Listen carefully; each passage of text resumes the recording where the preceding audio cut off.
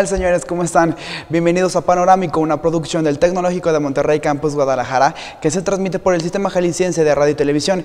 Mi nombre es Fernando Ávila y como siempre les doy la más cordial bienvenida. En la cápsula que vimos previamente, vimos unos datos bastante reales y bastante duros y crudos acerca de la pobreza en nuestro país. Es una realidad que duele, es una realidad que existe aquí con nosotros y que bueno, el día de hoy hemos invitado al doctor Pablo Ayala para hablar de este tema que nos incumbe a todos los mexicanos. Maestro Pablo Ayala tiene un doctorado en ética y además es profesor de ética aquí en el campus Guadalajara y es director del Departamento de Formación Humanística y Ciudadana aquí en el campus Guadalajara. Pablo, bienvenido. Muchísimas gracias por la invitación, Fernando. Gracias por aceptar. Veíamos los datos en la cápsula y mientras tú veías la cápsula dijiste, son más pobres.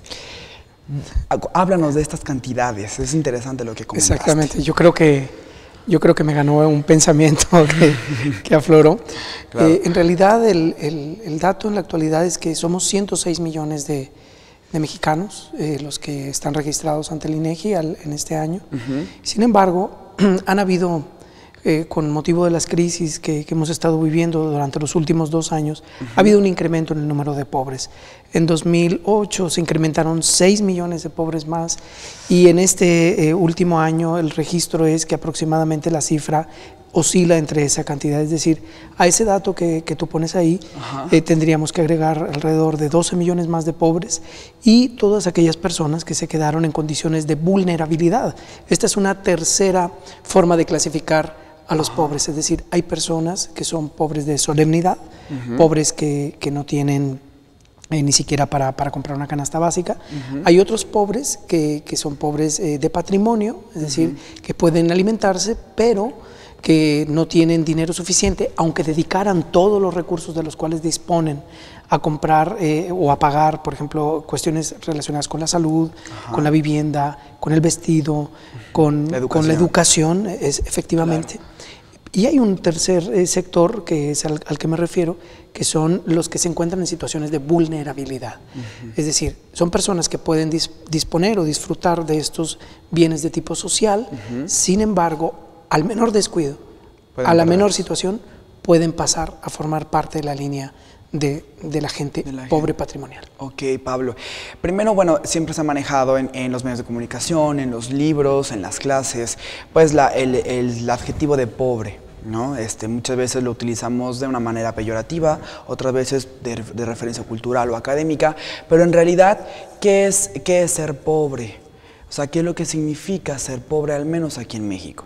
Bien, yo creo que tocas un punto que es muy importante. Regularmente, y esto data desde los primeros estudios que se hicieron en Inglaterra, el fenómeno de la pobreza ha sido estudiado desde hace más de 3 siglos como tal. Sin embargo, cuando nos referimos al fenómeno en sí, lo que regularmente estudiamos son las cuotas, es decir, las cantidades de personas que viven por debajo de una determinada línea de ingresos o que no pueden aspirar a comprar o a tener cierto tipo de bienes materiales.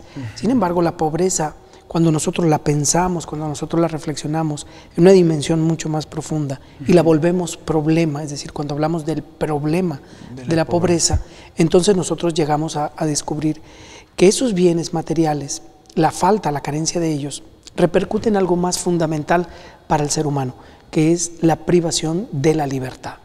Entonces, ¿quién sería pobre, volviendo a tu pregunta? Pues pobre sería aquella persona que no tiene las capacidades, las funcionalidades de una persona que vive el día a día, que le permitan llevar a cabo los proyectos de vida que vale la pena vivir o que esa persona ha considerado que valen la pena ser vividos. Pobre es quien no tiene libertad para llevar a cabo un proyecto de vida. Entonces el concepto va más allá de lo económico. Muchísimo más allá. Siempre estarás de acuerdo que siempre cuando hablamos de pobreza, pues que no tiene dinero, no tiene casa, no tiene ropa, bienes materiales es lo que nos referimos. Pero ya el significado que estás mencionando dimensiona más allá de lo económico, es decir, proyectos de vida, planes de vida, acceso a una superación personal. Claro, el asunto va más allá, como tú bien dices.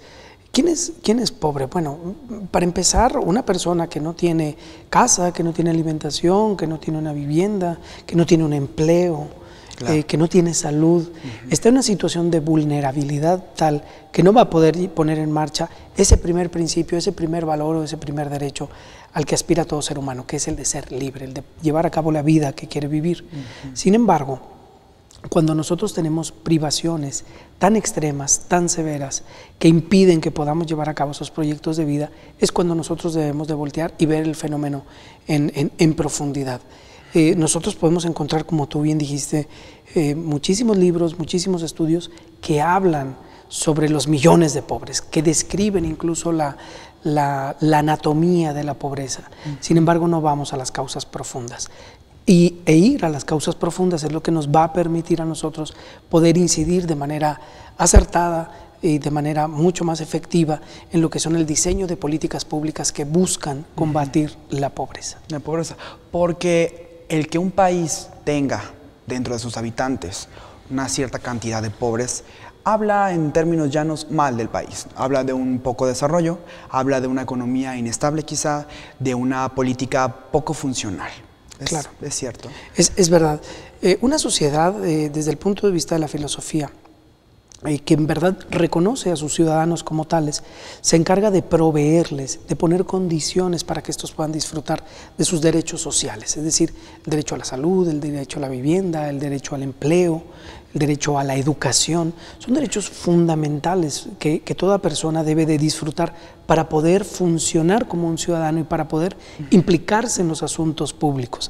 Claro, pensarás tú, ¿cómo en un país en donde hay mucho más de la mitad de la población que vive en condiciones de pobreza, pues ¿por qué estas personas no se implican en los proyectos sociales? ¿Por qué no son parte activa de la sociedad civil? Simplemente porque tienen que buscar cada día de la vida cómo van a resolver su situación personal. Claro. Entonces es muy difícil que tú le puedas pedir en una sociedad en donde el 5% de la población tiene el 80% del Producto Interno Bruto del país que se implique en proyectos sociales. Muy bien, Pablo, en el siguiente bloque vamos a hablar de las cifras reveladoras de la pobreza aquí en México, de esta paradoja que donde tenemos aquí en México la persona más rica del mundo. Hablaremos también de los comportamientos culturales y de una fobia y un miedo que mencionaste antes de grabarlo sobre la pobreza.